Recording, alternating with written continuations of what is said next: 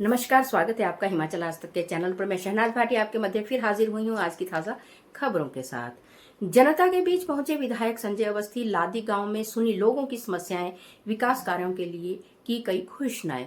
नई औद्योगिक नीति शीघ्र लागू होगी, उद्योगों को सस्ती बिजली उपलब्ध करवाई जाएगी। मुख्यमंत्री एक जिला तीन उत्पाद, हिमाचल के 36 उत्पादकों को मिलेगा बड़ा बाजार। पंचायती राज व नगर निकाय चुनावों में 2027 की तस्वीर साफ कर दी राजीव बिंदल। ओपीएस अधिसूचना पर मुख्यमंत्री का आभार, शेष मांगों के समाधान की उठाई मांग। करोड़ों का वारिस बनाने का झांसा देकर नेरवा के युवक से 11 लाख की साइबर ठगी। 4 राज्यों में फैले ड्रग नेटवर्क का भंडाफोड़, 2 बड़े सप्लायर गिरफ्तार। आउटसोर्स भर्ती पर सरकार सख्त, वित्त विभाग की मंजूरी के बिना नहीं होगी नई नियुक्तियां। हिमाचल में मानसून का पहला रेड अलर्ट, 20 और 21 जुलाई को भारी बारिश की चेतावनी। क्या रहेंगे सोना चांदी के दाम व अन्य समाचार। अब समाचार विस्तार से। अर्की विधानसभा क्षेत्र की ग्राम पंचायत डुमहर के लादी गांव में आयोजित कार्यक्रम में विधायक संजय अवस्थी ने ग्रामीणों की समस्याएं सुने और विकास कार्यों के लिए कई घोषणाएं की। उन्होंने शेड निर्माण के लिए 3 लाख रुपए, सड़क कार्य के लिए 3 लाख रुपए तथा 8 सोलर स्ट्रीट लाइटें लगाने की घोषणा की। साथ ही महिला मंडल और युवक मंडल को अपनी ओर से 11-11 हजार रुपए देने का ऐलान किया। विधायक ने कहा कि क्षेत्र की हर जायज मांग को प्राथमिकता के आधार पर पूरा किया जाएगा। मुख्यमंत्री ठाकुर सुखविंदर सिंह सुक्खू ने चंडीगढ़ लीडरशिप कॉन्क्लेव में कहा कि प्रदेश में जल्द नई औद्योगिक नीति लागू की जाएगी, जिसके तहत उद्योगों को सस्ती बिजली और बेहतर सुविधाएं उपलब्ध करवाई जाएंगी। उन्होंने निवेशकों को हिमाचल में निवेश के लिए आमंत्रित करते हुए कहा कि राज्य आईटी, पर्यटन और औद्योगिक विकास के लिए सबसे उपयुक्त गंतव्यों में से एक है। मुख्यमंत्री ने बताया कि पंजाब के साथ 3 वर्षों के लिए बिजली आपूर्ति संबंधी पावर परचेज एग्रीमेंट किया जाएगा। उन्होंने कहा कि कंडाघाट में आईटी पार्क विकसित किया जा रहा है, जबकि कांगड़ा हवाई अड्डे का विस्तार और विभिन्न जिलों में हेलीपोर्ट निर्माण कार्य भी जारी है। मुख्यमंत्री ने कहा कि सरकार हिमाचल को आत्मनिर्भर बनाने के लिए स्वास्थ्य, शिक्षा, पर्यटन, आईटी और ग्रामीण अर्थव्यवस्था को प्राथमिकता दे रही है। मुख्यमंत्री ठाकुर सुखविंदर सिंह सुक्खू ने कहा कि एक जिला 3 उत्पाद कार्यक्रम के तहत हिमाचल में 12 जिलों में 36 विशिष्ट उत्पादकों को पहचान और बाजार उपलब्ध करवाया जाएगा।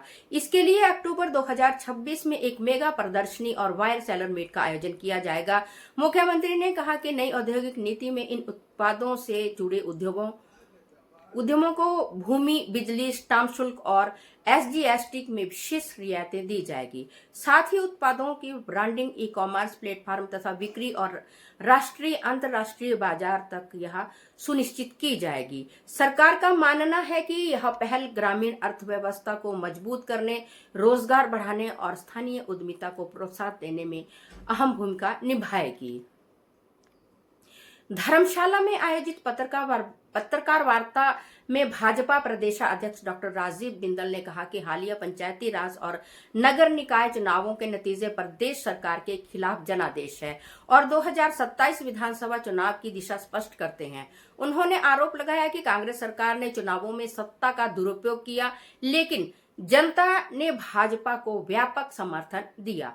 डॉक्टर बिंदल ने कहा कि 2022 के विधानसभा चुनावों में किए गए कांग्रेस के वादे आज तक पूरे नहीं हुए हैं। उन्होंने बेरोजगारी, कर्मचारियों के लंबित मुद्दों, बिगड़ती कानून व्यवस्था और स्वास्थ्य सेवाओं को लेकर भी प्रदेश सरकार पर निशाना साधा।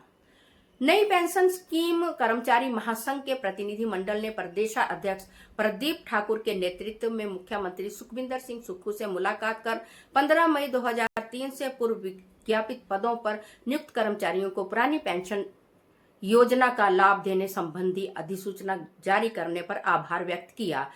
महासंघ ने इसे कर्मचारियों के लंबे संघर्ष की ऐतिहासिक जीत बताते हुए एनएसडीएल में जमा राशि की वापसी, सभी पात्र कर्मचारियों को ओपीएस का लाभ, ओपीएस कानून बनाने तथा कर्मचारियों और पेंशनरों के लंबित वित्तीय लाभों, डीए एरियर और पदोन्नति मामलों के शीघ्र निस्तारण की मांग भी मुख्यमंत्री के समक्ष रखी।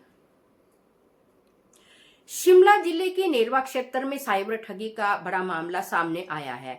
ठगों ने खुद को इटली का निसंतान दंपत्ति बताकर एक युवक को करोड़ों की संपत्ति का वारिस बनाने का लालच दिया। बाद में दंपत्ति को सीबीआई द्वारा रोके जाने का बहाना बनाकर अलग अलग माध्यमों से करीब 11 लाख रुपए ठग लिए।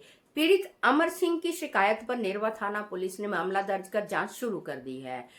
पुलिस मोबाइल नंबरों, बैंक खातों और लेन देन से जुड़े रिकॉर्ड खंगाल रही है।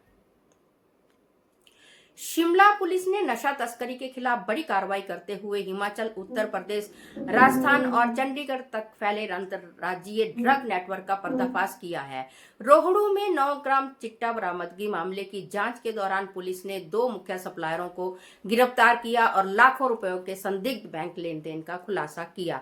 एसएसपी शिमला गौरव सिंह ने बताया कि इस मामले में अब तक 3 आरोपियों की गिरफ्तारी हो चुकी है। वहीं वर्ष 2026 में पुलिस ने 58 मुख्य सरगनाओं को गिरफ्तार कर 48 बड़े अंतरराज्यीय ड्रग नेटवर्क ध्वस्त किए हैं।